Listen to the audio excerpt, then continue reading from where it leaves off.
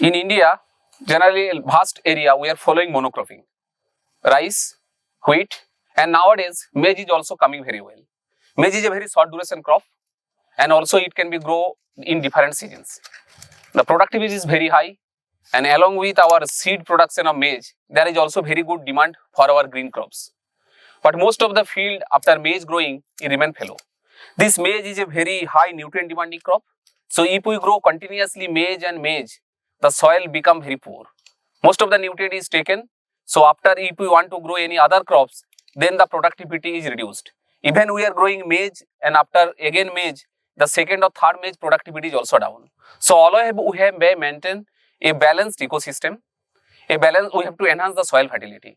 So that's why we are promoting growing different type of legumes, because we know legumes can nitrogen fix by their own, because in their root there is some rhizobium bacteria, and here we are growing pea. So we are try to balance intercropping of one legume along with cereal.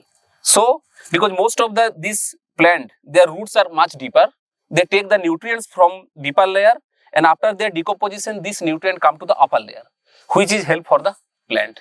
And whenever we are growing this intercropping in the Kharif season, we are growing cowpea, we are growing rice bean, groundnut, soybean. So some part of their nitrogen, they are also shared with the associated maize. So the nutrient demand of the maize can be reduced. And if you see, whenever the intercropping we are going the pea, it is a very short duration crop, about 70 to 75 days. They give a good yield and soil fertility is being enhanced. So always we have to try to promote crop diversification. Not only we have concentrated on the cereals like maize. So cereal plus legume combination is coming very good. That's why in our system, we are growing maize and our pea intercropping, especially in this winter season. So in here, we are cutting the maize about 1 to 1.2 meter height. In this maize line, we can also grow some climber crops. So here you can see, we have just grown some snake gourd along with cucumber. So generally these are climber crops and they need the support of bamboo. But sometimes bamboo is very high costly, every farmer cannot afford. So here we have keep the cutting the mate height after the harvest in 1 to 1.2 meter, and whatever the residue, the upper portion, we can keep in the field for mulching.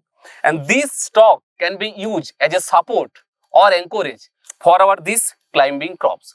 So whenever these crops little bit bigger, we have not to give too much bamboo, because this plant will support as their climbing materials. So it is a very eco-friendly technique by which we can also take climbing crops like cucumber, like we have snake gourd or sponge gourd in the maize-based system. So this not only provide our crop diversification, that are also enhancing the income in the off-season with very little investment. So in this condition, wherever the farmers grow maize, by this technique, we are keeping the maize stock, using their upper residue as a mulch, and we can grow by the intercropping along with this just climbing crop in between two maize lane. So we can enhancing the productivity of the total system. So not only the maize yield, we can also get yield of our pea, also get the climber crops, snake gourd, our sponge gourd, cucumber, but they also in later part in future over the years, they enhancing the soil fertility. So it is a very small but very effective technology which can be disseminated or every farmer can use in their own field for better sustainability and income generation.